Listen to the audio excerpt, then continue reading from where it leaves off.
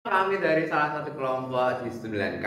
Nama saya Giovan. Dan nama saya Gio. Saya dari absen 17. Dan saya dari absen 18. Dan hari ini kami akan membahas dampak positif teknologi informasi dan kegunaannya bagi kehidupan sehari-hari.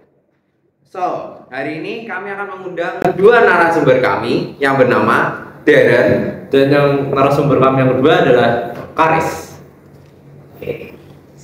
Oke, mungkin kalian boleh perkenalan dulu deh. Siapa? Saya Darren Rafael Nugroho dari absen 9. Dan saya Karis Agusti, sering dipanggil Karis, absen nomor presensi 6 dari 9K. Oke, jadi gimana nih kabarnya kalian dari ini? Ya kalau ya baik ya. Aman. Oke, nama kan belum nih. Sudah, Kalau aktif boleh sih. Oh, iya, boleh sih. Oke, ini mau langsung to the point atau mau bincang-bincang lagi nih enaknya? Langsung aja dulu. Langsung aja ya. Oke, mungkin dari Mas Dio dulu aja. Oke, sebelumnya aku pengen tahu nih, menurut kalian tuh apa sih pengertian teknologi buat kalian? Mulai dari Mas Karis dulu. Teknologi buat manusia Yes. pastinya. Teknologi menurut saya buat manusia itu sangat penting dan itu nggak bisa dipisahkan. Kita bahkan di era-era ini, di era-era zaman kita sekarang itu pasti dalam hal apapun ada teknologi dan kita tidak dalam tanda kutip ya teman-teman, kita tidak bisa hidup tanpa teknologi karena dalam kehidupan sehari-hari kita selalu menggunakan teknologi bahkan tiap menit ya. Kalau menurut saya gitu. Oke, mungkin buat Mas Darren nih, apa pengertian teknologi buat Mas Darren? teknologi itu perangkat, kalau menurut saya itu perangkat yang memiliki kecanggihan luar biasa dan itu membantu manusia. Teknologi sendiri itu sangat membantu diri saya dalam kehidupan sehari-hari. Oke, mungkin mungkin kalian punya hobi lah ya. Hobi Mas Karis apa nih? Main game, basket, ya tidur. Oke, Mas Darren mungkin hobi apa? Jauh beda. Oke, nggak jauh beda. Jadi kegunaan teknologi dalam hobi kalian ini kira-kira apa? Mungkin dari Mas Darren dulu. Teknologi dalam hobi itu karena hobi saya bermain game. Teknologi itu membantu saya dalam seperti adanya wifi itu membantu saya dalam bermain game sehingga mengurangi kelelahan. Oke. Dan untuk Mas Karis sendiri?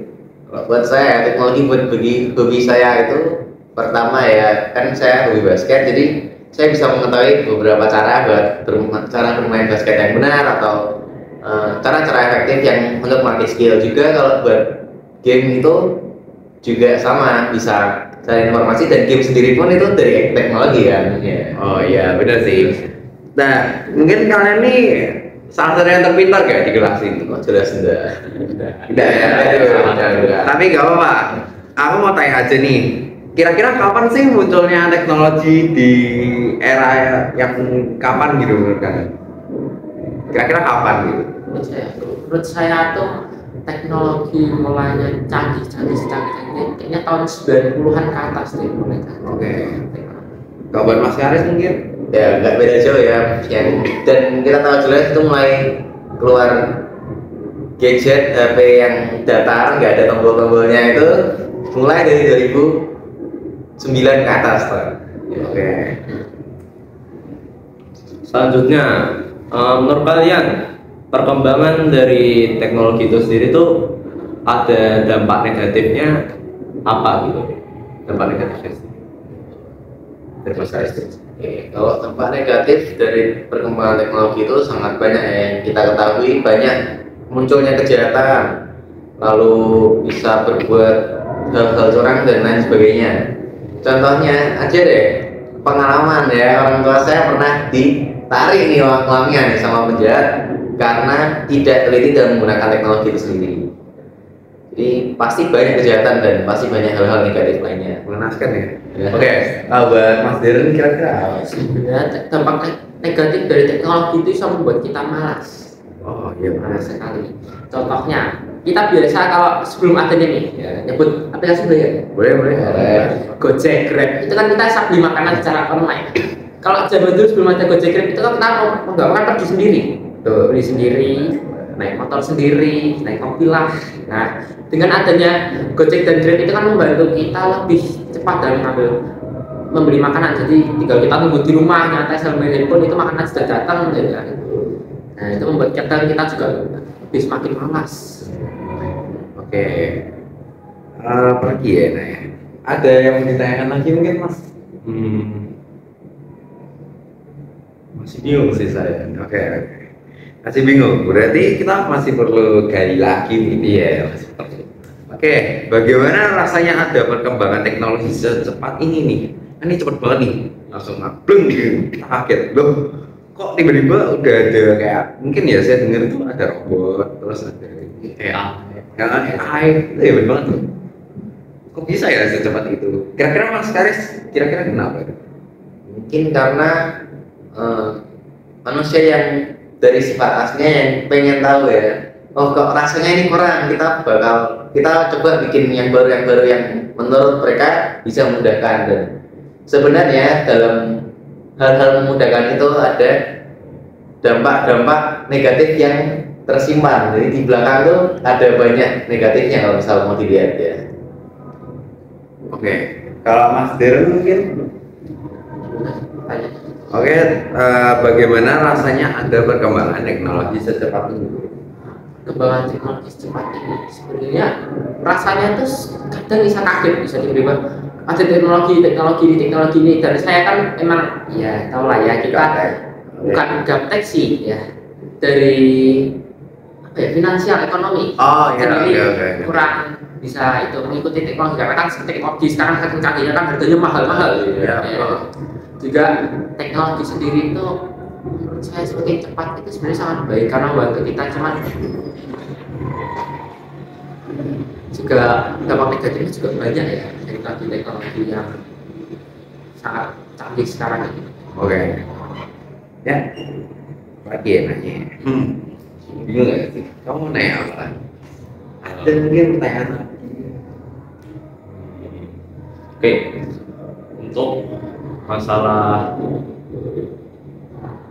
yang pastinya kan setiap perkembangan tuh pasti ada dampak positifnya ya.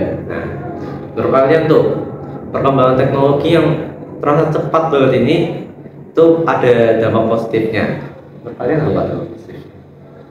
Positif ya yang kami rasakan pastinya ya. Iya. Dampak positifnya itu sangat memudahkan kehidupan sehari-hari. Contohnya kita yang tadi yang aplikasi hijau-hijau itu kita bisa langsung, terus habis itu kita juga bisa mendapatkan komunikasi dan informasi yang sangat luas, bahkan dari Indonesia ke luar negeri pun kita bisa juga dapat informasi-informasi. Kalau buat Mas Darren mungkin apa nih? Teknologi bagi saya itu memudahkan dari transportasi juga. Ya.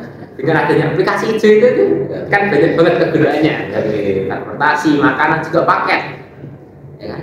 Kita juga bisa pesan dari aplikasi hijau itu, pergi kesinilah, kemana pun gitu kan ya. Untuk ke luar negeri pun sebenarnya sekarang sudah ada aplikasinya, kan tinggal beli dari itu, kita tinggal ke bandara langsung berangkat selesai kan. Aplikasi biru ya. Ya. Ada bertanya Masih ada yang mau ditanya? Pusing sih. Informasi. Apa ya? Apa lagi ya?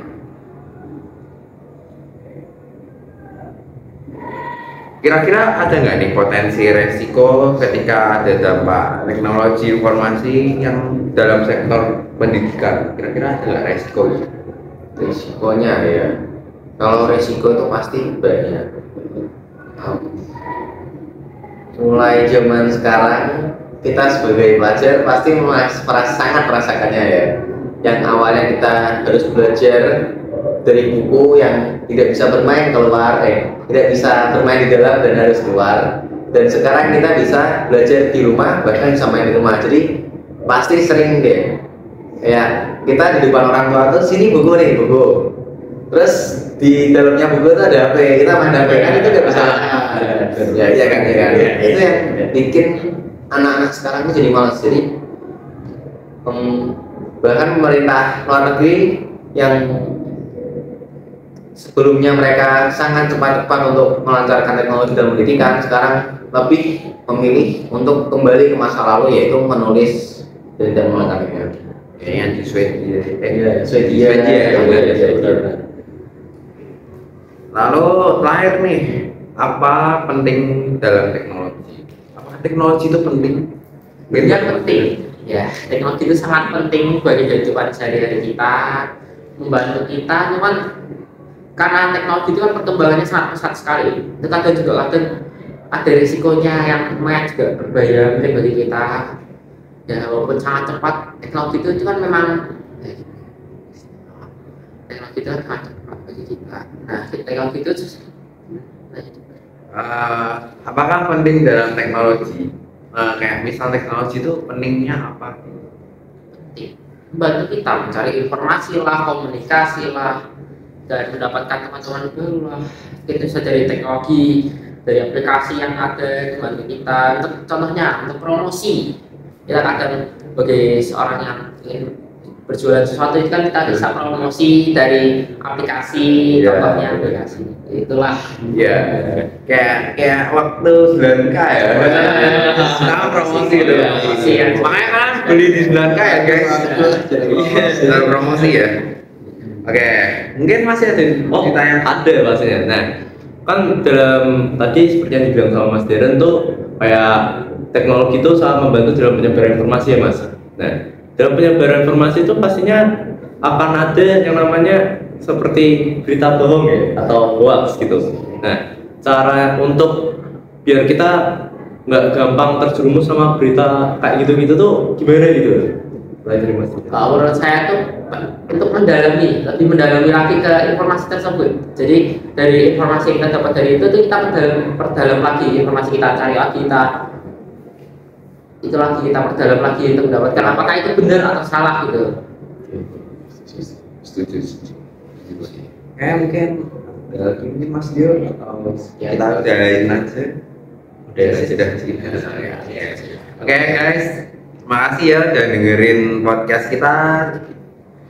Dan ya kami mau terima kasih buat para narasumber kami, yaitu terima kasih ya bro. Nanti ditraktir ya. Oh ya, nanti ditraktir itu aja ya. Oke guys, terima kasih. Jadi